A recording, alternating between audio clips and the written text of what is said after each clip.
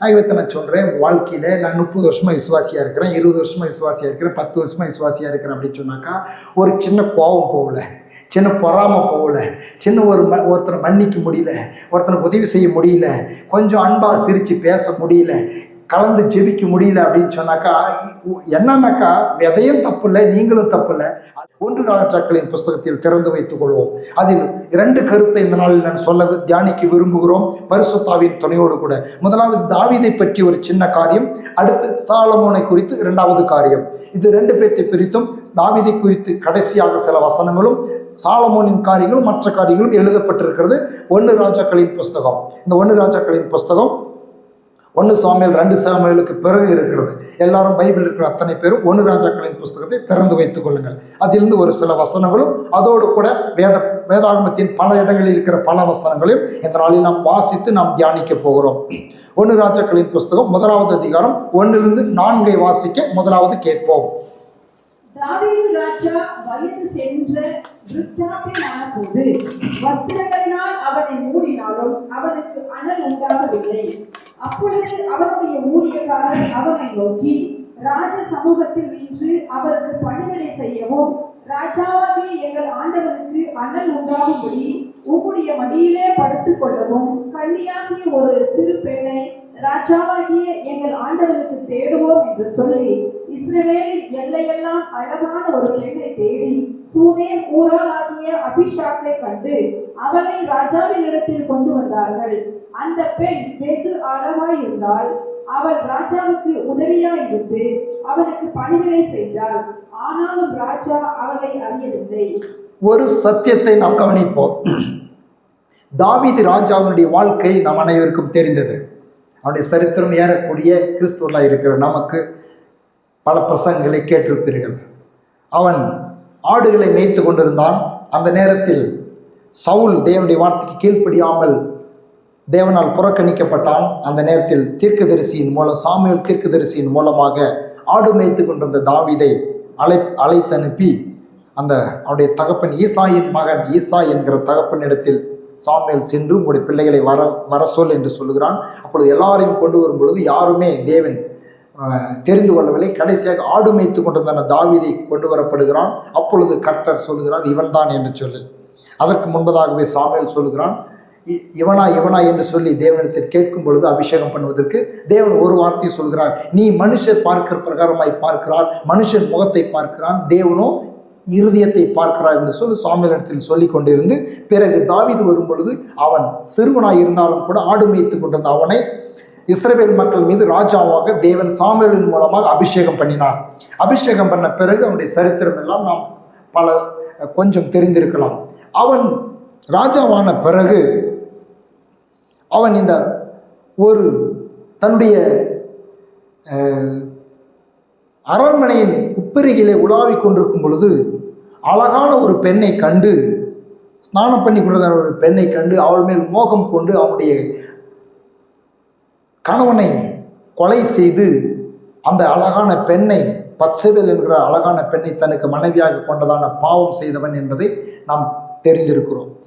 ஆனால் அதே விதமான ஒரு அந்த சூழ்நிலையின் மீது வெற்றி அடைந்தவனாக நிற்கிறான் என்பதை வேதம் இங்கு சித்தரிக்கிறது. எந்த அழகில் மயங்கி எந்த பாவத்தில் அவன் வஞ்சிக்கப்பட்டு அதை மேற்கொள்ள முடியாமல் கர்த்தருக்கு விரோதமான பாவத்தை செய்தானோ, அவனுடைய வயது சென்ற சூழ்நிலையில் அதே போன்று ஒரு அழகான பெண்ணை அவன் அண்டையிலே கொண்டு வந்து அவனுக்கு பணிவிடை செய்யும்படியாய் வைக்கிறார்கள். இந்த நேரத்தில் எழுதப்பட்டிருக்கிறது 1 ராஜாக்களின் புஸ்தகம் 1வது அதிகாரம் 4வது வசனம், அந்த பெண் வெகு அழகாயிருந்தால் அவள் ராஜாவுக்கு உதவியாயிருந்து அவனுக்கு பணிவிடை செய்தாள். ஆனாலும் ராஜா அவளை அறியவில்லை. ஜெயம். எந்த பாவத்தில் வீழ்ந்து கர்த்தருக்கு விரோதமான பாவத்தை செய்தானோ அதே விதமான சூழ்நிலை அவனுடைய வயது சென்ற நாட்களில் அவனுக்கு நேரிட்ட பொழுது வெகு அழகாயிருக்கிற ஒரு பெண் வந்து நிற்கிறாள். அவளிடத்தில் பணிவிடை மாத்திரம் செய்வித்துக் கொள்கிறான். அந்த பாவத்தின் மீது ஜெயமெடுக்கிற ஒரு பக்குவத்துக்குள் கொண்டு வருகிறது தான் தேவனுடைய வார்த்தை. ஹல்லேலூயா. ஆகவே இவன் எப்படி இப்படி ஆனான்? அழகான பெண்ணை பார்த்து ஒரு நாள் அந்த பெண்ணோடு பாவம் செய்தவன் மீண்டும் என்னுடைய வயதான சூழ்நிலையிலே அழகான பெண் இவளுக்கு பணிவிடை செய்யும்படியே வரும் பொழுது அவளை அறியவில்லை என்று எழுதியிருக்கிறது. என் அன்பு தேவனுடைய பிள்ளைகளே, இதுதான் கிறிஸ்துவத்தின் சாரம். இதுதான் இயேசுவோடு வாழ்கிற உறவின் ரகசியம். இயேசுவின் வார்த்தையில் உண்டாகிறதான மகிமை.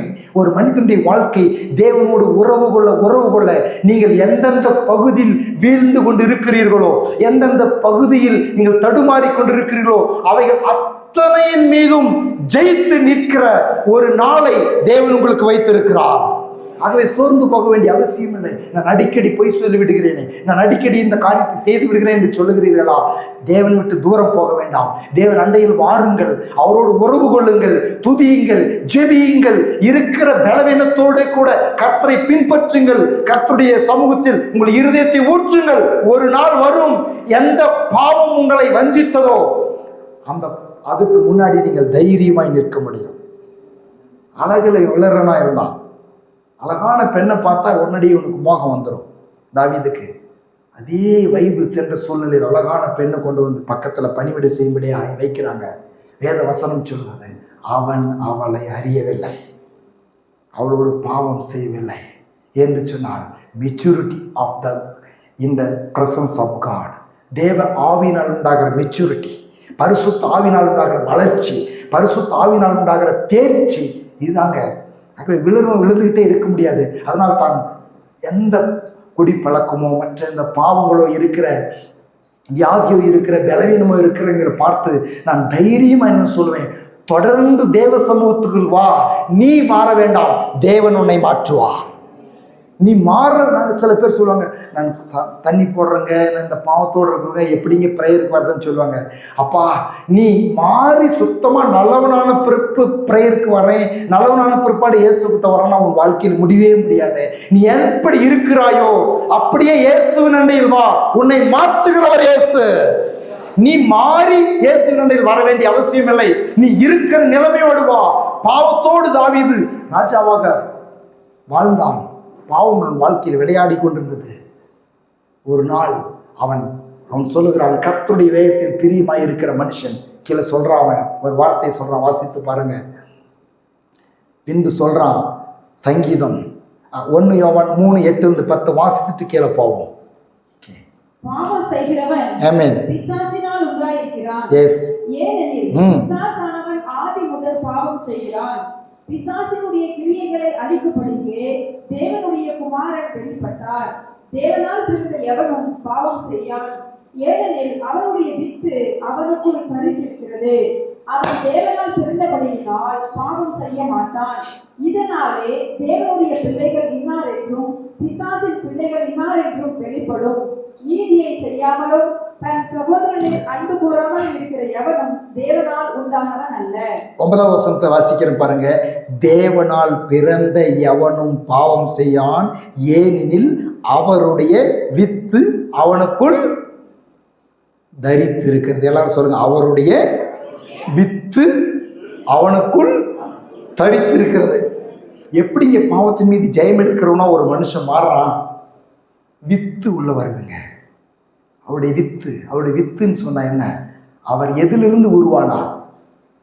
வார்த்தை மனு உருவானார்.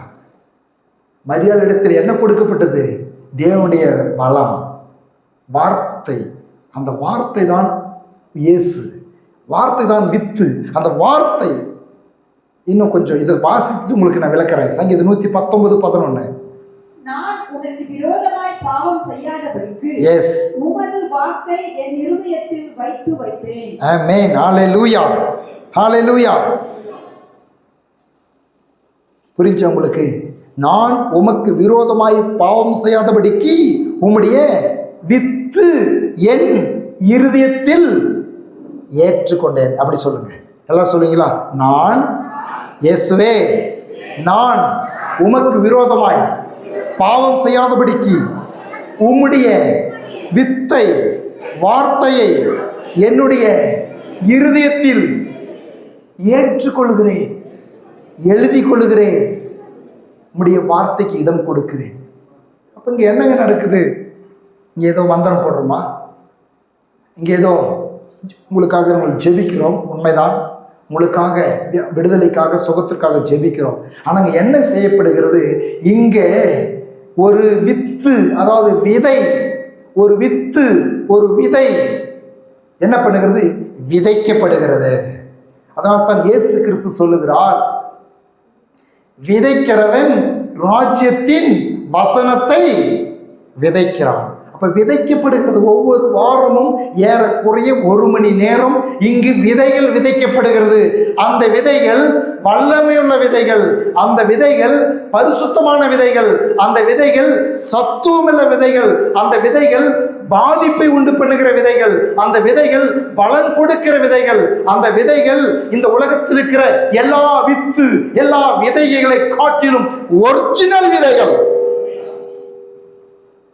எல்லா மனிதனுடைய வார்த்தைகளுக்கும் மேலான சத்துவமும் வல்லமையும் காரிய ரூபமாக்குகிற, செயல்படுத்துகிற ஜீவனுள்ள தேவனுடைய ஆவியாயும் ஜீவனாயும் இருக்கிற விதைகள் இங்கே விதைக்கப்படுகிறது. எத்தனை பேர் இந்த விதைகளை உள்ளத்தில் எழுதுவதற்கும் ஏற்றுக்கொள்வதற்கும் இடம் கொடுத்து ஆசீர்வதிக்கப்பட்டு கொண்டே இருக்கிறார்கள். விதை விளையுங்க. எங்கேயாவது நீங்கள் எல்லாரும் விவசாயத்தை ஆதாரமாய் கொண்டு நாம் வாழ்கிறவர்களாக இருக்கிறோம். நம்மளுக்கு நல்லாவே தெரியும், விதை விதைத்தால் விளையுமே விளையாதா? கண்டிப்பாக விளையுன்னு தெரியும். விளையாத போச்சுனாக்கா நம்ம சரியான காரணத்தை கொடுப்போம். ஏங்க விதை விதைச்சிங்க, ஏங்க விளையில அப்படின்னு கேட்டாக்கா சரியான காரணத்தை நீங்களும் நானும் கொடுப்போம். ஏன் தெரியுமா? தண்ணி இல்லைன்னு சொல்லுவோம், முள்ளில் விழுந்து போச்சுன்னு சொல்லுவோம், வெயில் அடிச்சிச்சின்னு சொல்லுவோம், இல்லைங்க மாடு மேய்ஞ்சிருச்சு அப்படின்னு சொல்லுவோம், இல்லை யாராவது அந்த விதையை முளைச்சிருக்குதான், அந்த விதையை யாரோ நடந்து போகும்பொழுது மிதிச்சிட்டாங்க, தடம் போட்டுட்டாங்க, அதில் விதைச்சி காட்டில் தடம் போட்டு அதை மிதிச்சிட்டாங்க, கரெக்டான ரீசன் சொல்லுவோம். அதே போலத்தான் இன்றைக்கு உங்களுக்கும் எனக்கும் நேராக விதைக்கப்பட்டு கொண்டிருக்கிற இந்த விதையை விளையிலன்னு சொன்னாக்கா அதுக்கு விதையை நம்ம தப்பு சொல்லவே மாட்டோம். ஒரு நாளும் கூட ஏதோ ஒரு தடவை சொல்லுவாங்க, இந்த விதை ஒன்று கூட பலன் கொடுக்கல, என்ன சொல்லுவோம்? இந்த விதை பொட்டு விதைங்க, ஆகவே முளைக்கல, பலன் கொடுக்கலன்னு சொல்லுவோம். ஆனால் 99% நாம் என்ன சொல்லுவோம்? விதையை விட்டுட்டு மற்ற காரணங்களை தான் சொல்லுவோம். விதையெல்லாம் நல்ல விதைங்க, ஒரிஜினல் விதைங்க, இது நல்ல ஹை குவாலிட்டி ஹைப்ரிட் சீட்ஸுங்க இது. ஆனால் ஏன் விலையில? தண்ணி இல்லைங்க, வெயில் அடிச்சிருச்சிங்க, மற்ற காரணத்தான் சொல்லுவோம். விதையை நாம் தப்பு சொல்லவே மாட்டோம். அதே போலத்தான் என் அன்பு தேவனுடைய பிள்ளைகளே, உங்களுடைய என்னுடைய வாழ்க்கையிலும் பாதிப்பையும் விளைச்சலையும் பலனையும் கொண்டு வருகிற இந்த வார்த்தை ஒரு பொழுதும் அழியாது. வானமும் பூமியும் ஒளிந்து போனாலும் என் வார்த்தைகள் ஒழியாது என்று இயேசு சொல்லி இருக்கிறார். அப்ப இந்த வார்த்தைகளை கேட்டும் பலன் இல்லை, என் வாழ்க்கையில் இந்த வார்த்தையை பலன் உண்டு பண்ணவில்லை, இந்த வார்த்தையை விசுவாசித்திருக்கிறேன், இந்த வார்த்தையை அறிக்கை பண்ணுகிறேன், இந்த வார்த்தையை நம்புகிறேன், இந்த வார்த்தையை நான் ஏற்றுக்கொண்டிருக்கிறேன், இந்த வார்த்தையை என் இருதயத்தில் வைத்துக் கொண்டிருக்கிறேன் என்று சொன்னால் நிச்சயமாக பாவத்தின் மீது, சாபத்தின் மீது, வியாதியின் மீது, சூழ்நிலையின் மீது நமக்கு ஜெயத்தை கொடுக்கும்படியாக இந்த வார்த்தை நம் உள்ளத்திலிருந்து நம்மை மாற்றுகிறது. சத்தியம். தாவீதை அப்படித்தான் மாற்றுச்சு. ஓகே, தாவீது குறித்து நான் சொல்றதுக்கு இவ்வளவு சொல்லிட்டேன். மற்ற காரியத்தை எவ்வளோ சீக்கிரம் முடிக்கணும்னு தெரியல எனக்கு. சாலமோனை குறித்து கொஞ்சம் பார்க்குவோம். இப்போ தாவீது குறித்து சொன்னது உங்களுக்கு தெரிஞ்சிருக்கும், புரிஞ்சிருக்கும். இயேசுவின் வார்த்தை நம்முடைய இருதயத்தில் இருக்கும் பொழுது நாம் இன்றைக்கு இருக்கிறது மாதிரியே நாளைக்கு இருக்க மாட்டோம். வசனத்தை வாசிக்க வாசிக்க, தியானிக்க தியானிக்க தியானிக்க மறுரூபம் மகிமை அடைந்து அவருடைய சாயலுக்கு ஒப்பாய் நம்முடைய வாழ்க்கை மாறும். ஆகவே நான் சொல்கிறேன், வாழ்க்கையில் நான் 30 வருஷமாக விசுவாசியாக இருக்கிறேன், 20 வருஷமாக விசுவாசியாக இருக்கிறேன், 10 வருஷமாக விசுவாசியாக இருக்கிறேன் அப்படின்னு சொன்னாக்கா ஒரு சின்ன கோபம் போகலை, சின்ன பொறாமை போகலை, சின்ன ஒருத்தரை மன்னிக்க முடியல, ஒருத்தனுக்கு உதவி செய்ய முடியல, கொஞ்சம் அன்பாக சிரித்து பேச முடியல, கலந்து ஜெபிக்க முடியல அப்படின்னு சொன்னாக்கா என்னன்னாக்கா விதையும் தப்பு இல்லை, நீங்களும் தப்பு இல்லை, அது சரியான இடத்துல விழலைன்னு தான் சொல்லணும். ஓகே, அப்போ தாவீது மாறி இருந்தான் என்பதை நான் இங்கே காண்பித்து கொடுக்குறேன். அவனுடைய வாலிப நாட்களில் அவனுடைய அரசாண்ட பொழுது அவன் பாவம் செய்தவனாக இருந்தான்.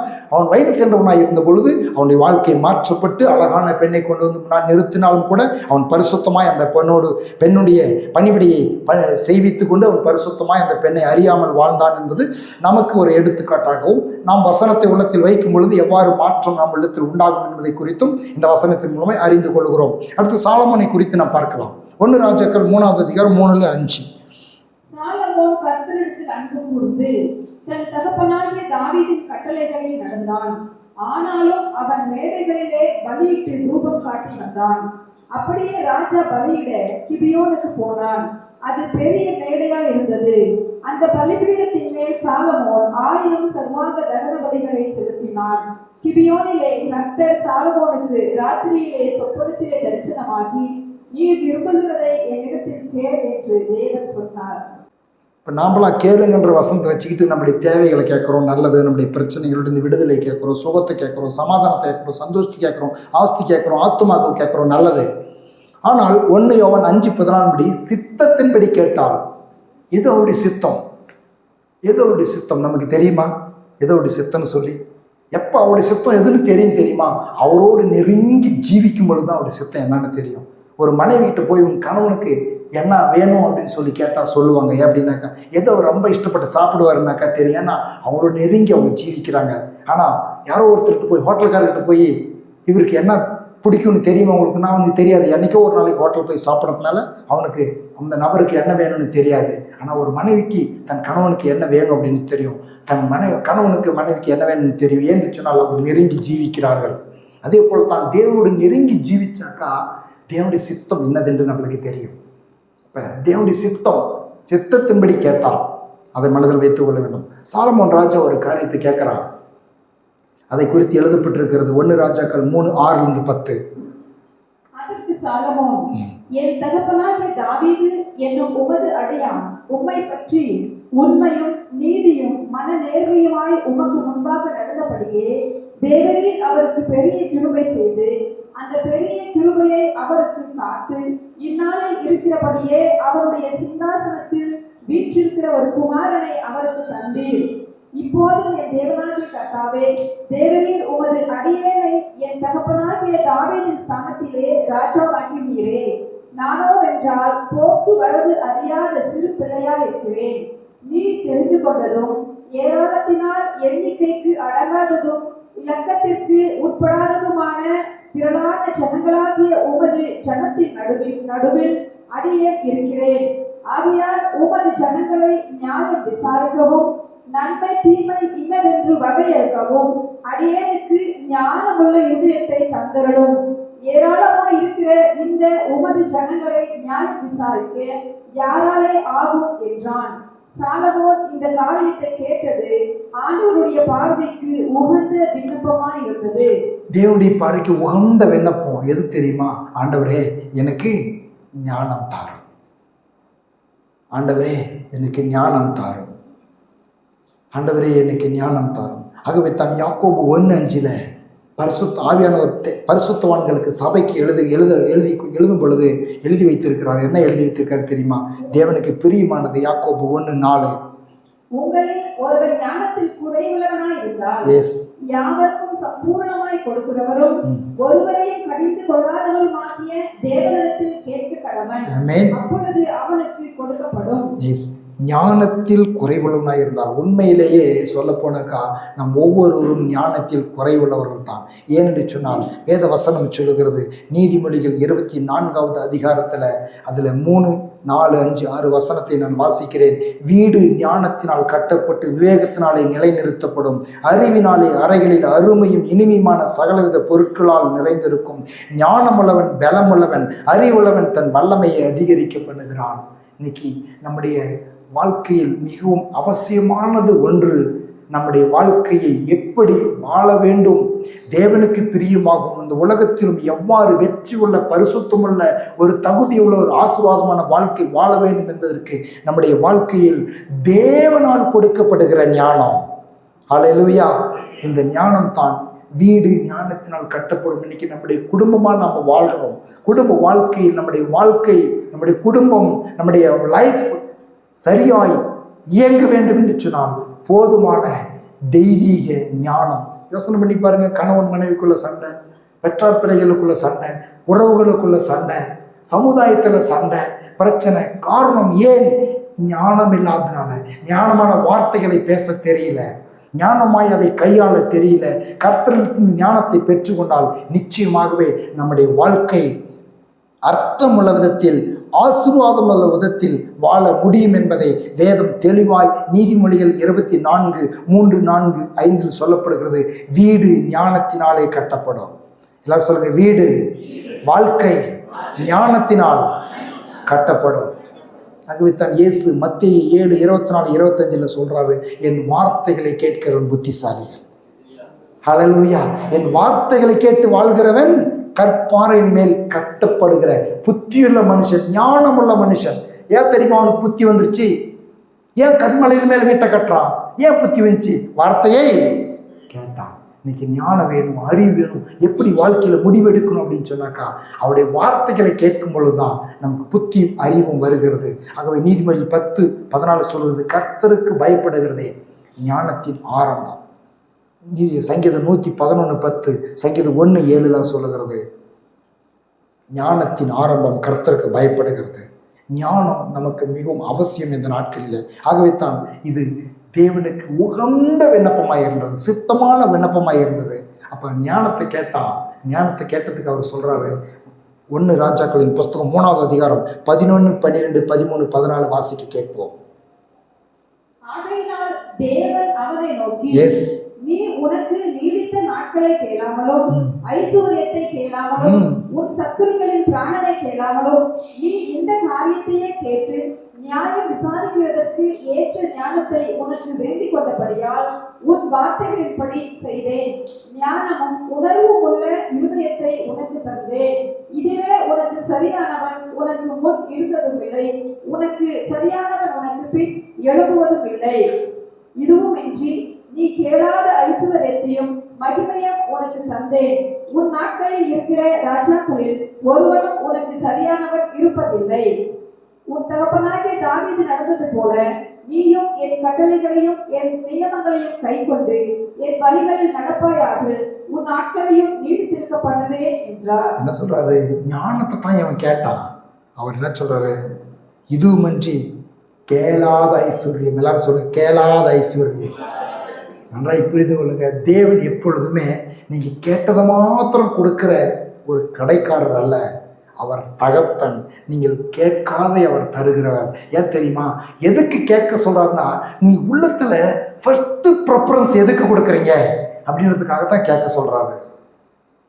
ஏன் காணிக்க கொடுக்க சொல்றாருனாக்கா, உங்களுடைய உள்ளம் எந்த அளவுக்கு அவர் மேல் அன்பா பற்றா இருக்குது, அவரை நேசிக்குது. கர்த்தர் தான் எனக்கு கொடுத்தாரு, பலனை கொடுத்தாரு, சுகத்தை கொடுத்தாரு, இன்னைக்கு ஒரு 10 ரூபா சம்பாதிக்கிறதுக்கு ஒரு சத்து கொடுத்தாரு அப்படின்னு சொல்லி நீங்க மனசார நீங்க சொல்றீங்களா, அறிக்கை பண்றீங்களான்றத பார்க்கறதுக்காகத்தான் அவர் நம்மிடத்தில் கேட்கிறாரு. அதே போலத்தான் எங்க ஜெபிங்கன்னு சொல்லும் பொழுது நான் சொல்றேன், நான் பல நேரத்தில் யோசனை பண்ணது உண்டு. என்னுடைய வாழ்க்கையில் இருக்கிற எல்லா காரியத்தையும் லிஸ்ட் போட்டு அவருடைய ஜெபிச்சு, அப்போ அந்த ஜெப லிஸ்டின் பிரகாரம் தான் என் வாழ்க்கையில் அவர் பதில் கொடுக்குறாருனாக்கா என்னால் ஒரு நாளை கூட ஓட்ட முடியாது. ஒரு நாள் கூட ஓட்ட முடியாது. ஏன்னாக்கா அன்னன்னைக்கு என்ன தேவைன்னே எனக்கு தெரியல. காலையில் எந்திரிக்கிறேன், என்ன பிரச்சனை வருது, என்ன ஃபோன் கால் வருது, என்ன டென்ஷன் வருது, என்ன டார்ச்சர் வருது, என்ன பிளாக்மெயில் வருது, எனக்கு தெரியல. காலையில் எந்திரிச்சு பதட்டத்தோடு கூட போக வேண்டியதாக இருக்குது. காலையில் எழுந்த உடனே பதட்டத்தோடு போகாதபடிக்கு கிருபை ஆடையை உடித்து கொள்ள வேண்டியதாக இருக்கிறது. கிருபை காலைதோறும் புதிது, கிருபை காலைதோறும் புதிது. கிருபை இல்லைன்னாக்கா வருகிற அம்பு, வருகிற எல்லா விதமான எதிர்மறையான சூழ்நிலையில் ஒடிந்து நொறுக்கப்பட்டு நறுக்கப்பட்டு போய்விடுவோம். அப்போ ஆண்டவர் ஞானத்தை தரும்படியாய் கேட்கிறான். அவனுக்கு அவர் கொடுக்கிறார். நீ கேளாத ஐஸ்வர்யம். பாருங்க, பணத்தை கேட்கிறதே இல்லை. புதிய ஏற்பாட்டில் கூட நான் சொல்லிட்டா, இயேசு சொல்றாரு, மத்தேயு 6:33 வாசிக்கிறீங்களா? மத்தேயு 6:33 வாசிக்கிறீங்களா? நாம் ஜெபிக்க போறோம். தேவனுடைய ராஜ்யத்தையும் அவருடைய நீதியையும் தேடுங்கள், அப்பொழுது இவைகளெல்லாம் உங்களுக்கு கூட எங்கேயாவது பணத்தை தேடி அலை, வேலையை தேடி அலை, சொத்தை தேடி அலை அப்படி சொல்லியிருக்காரா? அப்படி அவர் சொல்றதே கிடையாது. அதெல்லாம் புதிய ஏற்பாட்டிலையும் சரி பழைய ஏற்பாட்டிலையும் சரி இயேசு என்ன சொல்றேன், அப்போ உனக்கு பணம் தேவைன்னு எனக்கு தெரியும்ப்பா, உனக்கு ஒரு நல்ல வேலை வேணும்னு எனக்கு தெரியும்ப்பா, உனக்கு ஒரு நல்ல மனைவி வேணும்னு எனக்கு தெரியும்ப்பா. நீ என்ன செய்ய? என்ன நம்பு, என் வழியில் நட, என்னுடைய சமூகத்தில் காத்துரு, என்னுடைய பிரசனத்தில் உறங்கு. ஆதாமுக்கு ஒரு நல்ல மனைவின்னு யாருக்கு தெரிஞ்சிச்சு? ஏசப்பாவுக்கு தெரிஞ்சிச்சு. உங்களுக்கு உங்கள் பையனுக்கு நல்ல ஒரு பொண்ணு வேணும்னு ஏசப்பாவுக்கு தெரியும். உங்கள் பிள்ளைக்கு நல்ல ஒரு மாப்பிள்ளை வேணும்னு ஏசப்பாவுக்கு தெரியும். உங்கள் பிள்ளைக்கு நல்ல ஒரு வேலை வேணும்னு ஏசப்பாவுக்கு தெரியும். உங்கள் பையனுக்கு நல்ல ஒரு எதிர்காலம் வேணும்னு ஏசப்பாவுக்கு தெரியும். நாம் என்ன பண்ணுறோம்? எங்கிட்ட சில பேருக்கு எப்படியாவது எங்கள் பையனுக்கு ஒரு வேலை போட்டு கொடுத்துருங்க, எப்படியாவது எங்கள் பையனுக்கு ஒரு வேலை காமிச்சு கொடுங்க. நான் என்ன உலகத்தை படைச்ச கடவுளா? அவருடைய சமூகத்தில் மண்டிட்டு 2 கரங்களை உயர்த்தி வானத்தையும் பூமி உடையவராயிருக்கிற தேவனாகிய கர்த்தருக்கு நேராக என் கண்களை ஏறெடுக்கிறேன், உதவிவரும் கண்மலைக்கு நேராக என் கண்களை ஏறெடுக்கிறேன், வானத்தையும் பூமியும் படைத்த கர்த்தரிடத்திலிருந்து எனக்கு ஒத்தாசை வரும். அங்க நோக்கி பார்க்க பழகுகிறவர்களா இருக்க வேண்டும். இன்னைக்கு அநேகிறது தெரியல. ஒரு நல்ல உலகத்தில் முயற்சி எடுக்கிறது தவறுன்னு சொல்லல, நல்ல ஒரு கம்பெனி தேடி போகிறதோ வேலை தேடுகிறதோ படிக்கிறதோ தவறுன்னு சொல்லல. ஆனால் அஸ்திவாரம் இயேசுதான். குதிரை யுத்த நாளுக்கு ஆயத்தமாக்கப்படும், ஜெயமோ கர்த்தரால் வரும். நாம் தேட வேண்டியது இயேசுவை.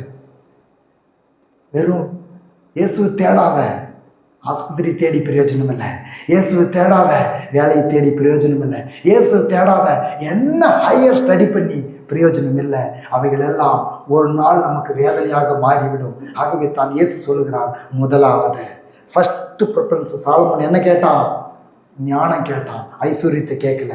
இப்போ நீங்கள் சொல்லுங்க, அநேகருங்கெல்லாம் சொன்னீங்க, எனக்கு சுகம் வேணும், ஆயுசு வேணும், எனக்கு நல்ல வாழ்க்கை வேணும், பணம் வேணும், ஆத்மா வேணும்னு. ஓகே, இயேசுவை தேடுனாக்கா இவையெல்லாம் கூட வருகிறது. இயேசு முதலாவது தேடுவதற்கு வேதம் நமக்கு ப்ரிப்பரேஷன் கொடுக்கிறது. சாலமோன் ஞானத்தை கேட்டான். இன்றைக்கு இயேசு நமக்கு சொல்லுகிறார், அதே இயேசு சாலமோனுக்கு தரிசனமாய் அவனுக்கு என்ன வேணும்னு கேட்ட அதே இயேசு இன்றைக்கு உங்களுக்கு என்னையும் பார்த்து தரிசனமாகி என்ன வேணும்னு கேட்டுட்டு அவரே நம்மளுக்கு ஒரு குழு கொடுக்குறாரு. என்ன கொடுக்குறாரு? கேளுங்கள் அப்பொழுது கொடுக்கப்படும் சொல்லிட்டு, தேடுங்க கண்டடைங்கன்னு சொல்லிட்டு மத்தேயு 6:33 அட்வான்ஸாகவே சொல்லிடுறாரு. என்ன சொல்றாரு? முதலாவது தேவனுடைய ராஜ்யத்தையும். எசேக்கியா பிரான்சிஸ் என்கிற ஊழியக்கார் சொல்லுவார், அவர் ஆண்டுடைய சமூகத்தில் ஆண்டவரையே பற்றி பிடிச்சு கொண்டிருப்பாராம். அவருடைய வளர்ந்து வந்த அவர்தான் அவங்களுடைய குடும்பத்துக்கு மூத்த சகோதரன். அவங்களுக்கு பின்னாடி நிறைய பெண் பிள்ளைகள் இருந்தாங்களாம். எல்லா பெண் பிள்ளைகளுக்கும் கடமைகளை செய்ய வேண்டியது அவருடைய பொறுப்பாக இருந்தான். அந்த நேரத்தில் தேவனை ஊழியத்துக்கு அழைத்த பொழுது ரொம்ப வருத்தப்பட்டாராம். எல்லா பிள்ளைங்களுக்கும் எப்படி உதவி செய்கிறது, நாம் தான் குடும்பத்தை நடத்தணுமே அப்படின்னு சொல்லி ஆண்டுடைய சமூகத்தில் வந்து அவர் ஜெபித்து ஆண்டுடைய ஊழியத்தை தொடர்ந்து செய்து கொண்டிருக்கும் பொழுது அவர் இந்த வசனத்தை பிடித்து கொண்டு முதலாவது தேவனுடைய ராஜ்யத்தை தேட ஆரம்பித்தாராம். அவர் சொல்வார், நான் ஆண்டுடைய ராஜ்யத்தை முதலாவது தேட ஆரம்பித்தேன், பின்னாடி சாலமோனுக்கு தேவன் வாக்கு கொடுத்தது போல நீ கேளாத, எல்லாம் சொல்லு, கேளாத ஐஸ்வர்யத்தையும் மகிமையையும் உன் நாட்களில் இருக்கிற ஒருவனும் உனக்கு சரியானவன் இல்லாதபடிக்கு நன்மைகளை தர இயேசு உயிருள்ளவராக இருக்கிறார். பின்னாடி ஓடி வரும் அவர் சில நேரம் சொல்லுவார், எனக்கு வேண்டாம் அப்படின்ட்டு வந்திருப்பார். எத்தனையோ நன்மைகளை எனக்கு வேண்டாம். இன்னைக்கு எத்தனையோ பேர் தேடுறாங்க, இல்லை இன்னைக்கு எத்தனையோ பேர் வேண்டாம்னு சொல்றாங்க.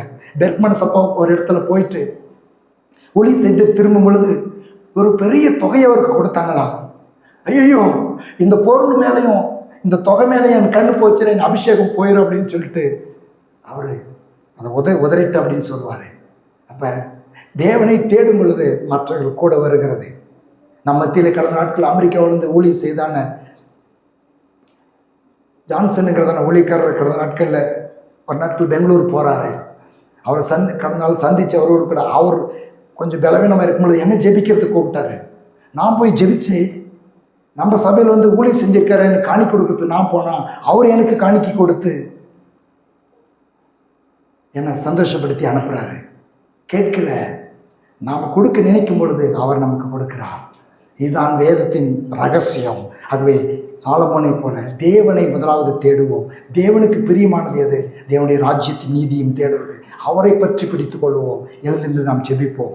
எல்லாரும் சொல்லுவோமா, நான் வேண்டிக் கொள்கிறதற்கும் நினைக்கிறதற்கும் மிகவும் அதிகமாய் எனக்குள்ளே கிரியை செய்கிற வல்லமையின்படியே எனக்கு உதவி செய்கிற தேவனுக்கு சபையிலே கிறிஸ்து இயேசுவின் மூலமாய் தலைமுறை தலைமுறைக்கும் சதா காலங்களிலும் மகிமை உண்டாவதாக.